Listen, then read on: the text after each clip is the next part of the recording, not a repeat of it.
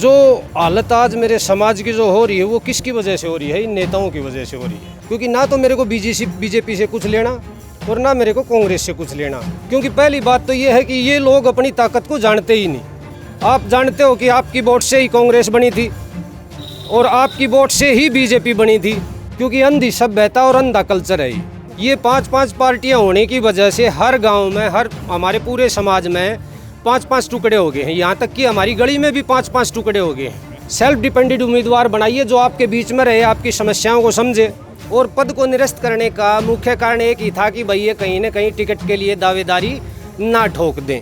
लेकिन बाहर से किसी भी कैंडिडेट को मेरे झज्जर हल्के में ला करके बैठा देते हैं। मनोज साहब आज ही एक बार मेरे साथ आपने जो दशा राजल नौगावा की, जो दशा राजकुमार कटारिया की, जो दशा संजीत कबलाना की, उनकी दशा आपने देखी। जो हो सकता है मैडम जी को लग रहा है कि ये मेरे समुदाय से हैं, ये ऊपर उठ रहे हैं, इनको पद दे दिया तो ये मेरे सीट के लिए संकट बन जाएंगे। आपके साथ भी, आपके परिवार में भी ऐसा हुआ, क्या कहना चाहेंगे? थोड़ा आगे आ जाइए। क्या हालत है इस हल्के की? देखिए, हालत जो भी है अपने हल्के की वो तो सर्वोपरि है। और मेरे हल्के के सभी भाई और जनता जो जितनी भी है वो जानती है इस हालत के बारे में।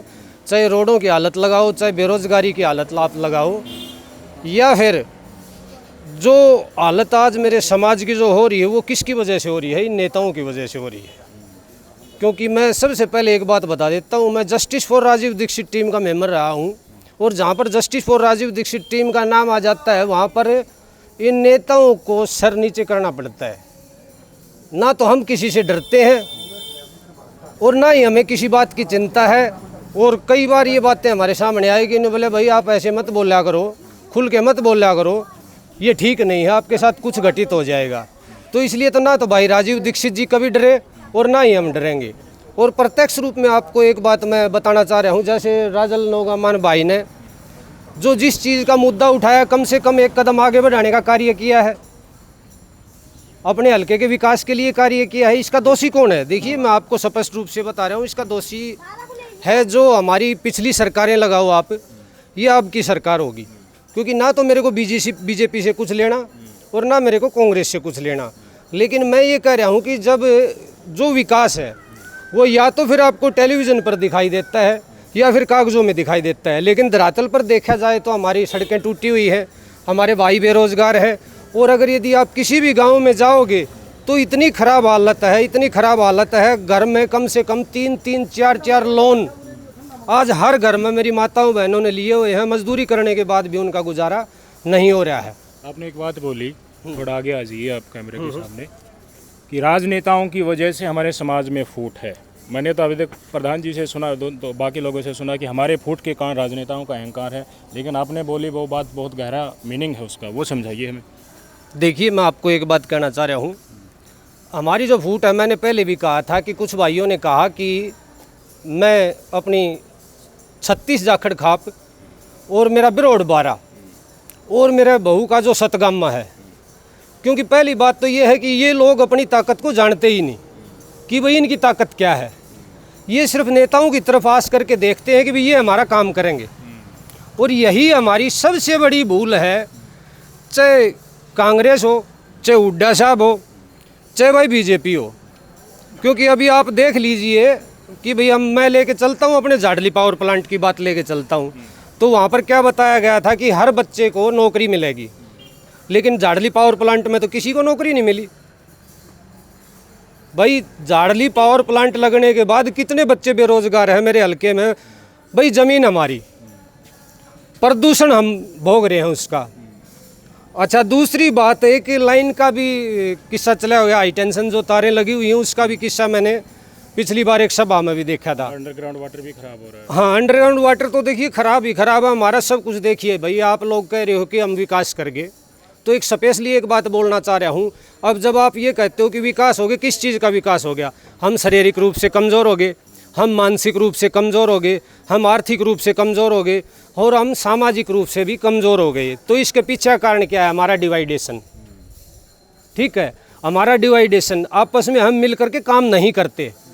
और आप जानते हो कि आपकी वोट से ही कांग्रेस बनी थी और आपकी वोट से ही बीजेपी बनी थी।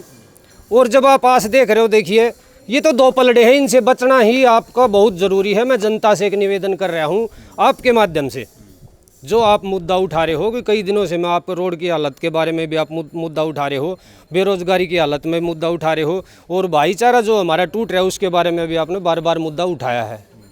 ठीक है, इसके लिए मैं आपका बहुत बहुत धन्यवाद करता हूँ। लेकिन मैं एक बात कहना चाह रहा हूँ कि भाई एक बात बताओ, ये दो पलड़े हैं, ठीक है, ऊपर तोलने वाला बंदर है, एक तरफ बीजेपी है और एक तरफ कांग्रेस है। आप 5 से 10 साल कांग्रेस में रहे और कांग्रेस से परेशान होकर के आप बीजेपी में आ गए, और उसके बाद में अब आप क्या कह रहे हो कि भाई अब की बार भाई कांग्रेस में आप दोबारा आ रहे हो। तो ये क्या है आपके साथ है? आज़ादी के बाद यही तो होता आ रहा है। अभी 10 साल आप इस पलड़े में रहते हो, 10 साल इस पलड़े में रहते हो, जनता जाए तो जाए कहाँ? व्यवस्था में बदलाव नहीं हो रहा। व्यवस्था ही नहीं भाई साहब, इन लोगों ने, अब मैं आपको स्पष्ट रूप से बताना चाह रहा हूँ कि हमारे को मीडिया के माध्यम से हमारे को मानसिक रूप से कमज़ोर कर दिया, और जो हमारा स्वास्थ्य सिस्टम है वो भी एकदम से बिल्कुल निरस्त है, क्योंकि मैंने आज के सिस्टम को ब्लाइंड एजुकेशन नाम दिया है और आज के सिस्टम को ब्लाइंड कल्चर नाम दिया है, क्योंकि अंधी सभ्यता और अंधा कल्चर है ये।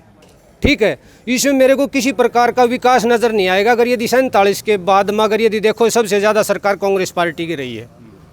मुझे एक बात मैं आपसे जानना चाहूँगा, जितनी भी बात की उनमें से मैंने एक मेन मॉनिटर की कि भाईचारा खराब हो रहा है। भाईचारा एकजुट कैसे होगा? अलग अलग लोगों के अलग अलग विचार हैं, आपके दिमाग में विचार क्या है भाईचारे खापों को एकजुट करने का? बहुत बढ़िया भाई, आपने बहुत गजब का सवाल पूछा है। तो इसके बारे में आपको एक बात कहना चाह रहा हूँ। देखो भाई, 5-5 पार्टियाँ हो गई हैं। ये 5-5 पार्टियाँ होने की वजह से हर गांव में, हर हमारे पूरे समाज में 5-5 टुकड़े हो गए हैं। यहाँ तक कि हमारी गली में भी 5-5 टुकड़े हो गए हैं। और दूसरी बात ये, अगर घर में भी देखा जाए तो घर में भी 5-5 टुकड़े ही आपको मिलेंगे। तो अब की बार मैं मेरी 36 जाखड़ खाप को, बिरोड़ 12 को और मेरे पचगामा को मैं एक ही बात कहना चाह रहा हूँ कि भी इन सभी पार्टियों को छोड़ दो और अपना सेल्फ डिपेंडेंट उम्मीदवार बनाइए। आप सेल्फ डिपेंडेंट उम्मीदवार बनाइए जो आपके बीच में रहे, आपकी समस्याओं को समझे और आपके सुख दुख में वो आपका काम आए। लेकिन जब तक आप इनके चक्कर में रहोगे तो आप कैसे ही टुकड़े रहेंगे और आपके टुकड़ों को एक करने वाला कोई पैदा ही नहीं है। जी जी, मनोज जाखड़ साहब के आपने विचार सुने।